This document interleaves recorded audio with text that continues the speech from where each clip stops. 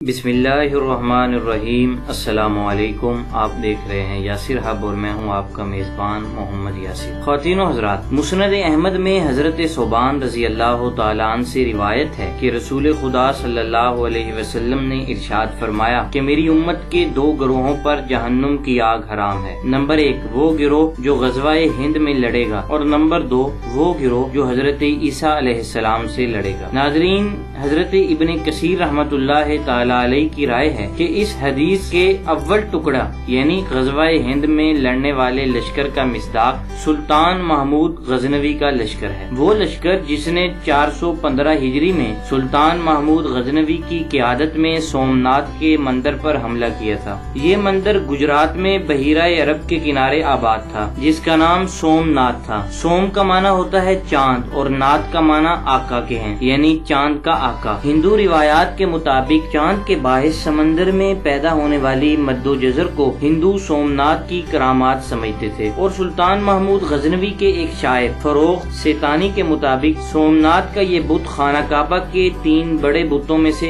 एक था, जिनका कुरान पाक में भी तज़किरा हुआ है, जिनके नाम लात, मनात और उज़्ज़ा था। उनमें से फतह मक्का के मौका पर लात और उज़्ज़ा को तो तोड़ दिया गया था, जबकि मनात को लोग हिंदुस्तान में उठाकर ले आए थे और यहाँ लाकर मनात से सोमनाथ बना दिया गया। और इस मंदिर की तामीर भी 649 ईस्वी में गुजरात के राजा यादव ने करवाई थी और ये मंदिर 13 मंजिला इमारत पर मुश्तमिल था। मंदिर के अंदर हिंदुस्तान की तमाम रियासतों के राजाओं के महल तामीर थे और सोमनाथ के अंदर महापुरोहित का भी महल था। मंदिर की दीवारें सोने चांदी से लबरेज थीं और मंदिर में पूजा के वक्त बजाई जाने वाली घंटी 200 मन खालिस सोने की जंजीर से मुंसलिक थी, जिसे 20 अफराद मिलकर हिलाते थे। मंदिर में हर वक्त 1000 पंडित मौजूद रहता था। बुत को गुस्ल देने के लिए कश्मीर से हर रोज ताज़ा फूल मंगवाए जाते थे और मंदिर की मुल्क के मुख्तलिफ हिस्सों में 1000 एकड़ से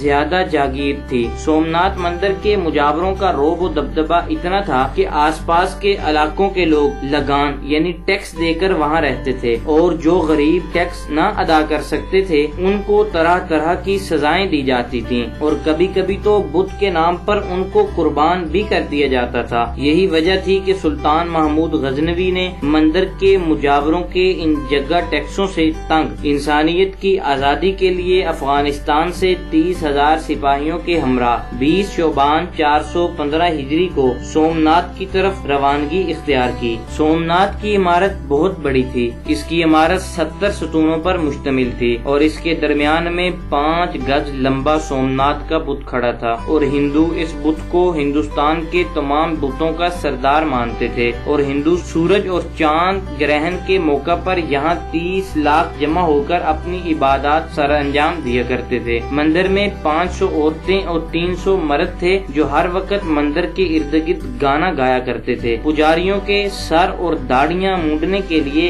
हर वक्त 300 हज्जाम वहाँ मौजूद रहते थे। जब सुल्तान महमूद गजनवी ने सोमनाथ पर हमला किया तो सोमनाथ के पुजारियों ने गजनवी को ये पेशकश की थी कि वो अगर सोमनाथ को छोड़ देगा मंदिर के मुजावर सुल्तान को हजारों मन सोना और बहुत सारी जागीर अता करेंगे। लेकिन सुल्तान ने उनकी ये पेशकश ये कहकर ठुकरा दी कि मैं तारीख में बुत फरोश नहीं बल्कि बुत शिकन अपना नाम लिखवाना चाहता हूँ। चुनाचे सुल्तान ने उस बुत के अपने गुरज से 4 हिस्से किए। एक हिस्सा गजनी की जामिया मस्जिद के दरवाजे पर लटकाया और दूसरा हिस्सा मक्का में भेजा और तीसरा हिस्सा मदीना में और चौथा हिस्सा अपने पास रखा और उसके अंदर से बहुत सारा मालो दौलत हासिल करके वहाँ की आवाम में बांट दिया। ख्वातीनो हज़रात, इब्न कसीर रहमतुल्लाह तआला अलैहि के नजदीक ग़ज़वाए हिंद की बशारात वाली हदीस सुल्तान महमूद गजनवी के इस लश्कर पर पूरी उतरती है।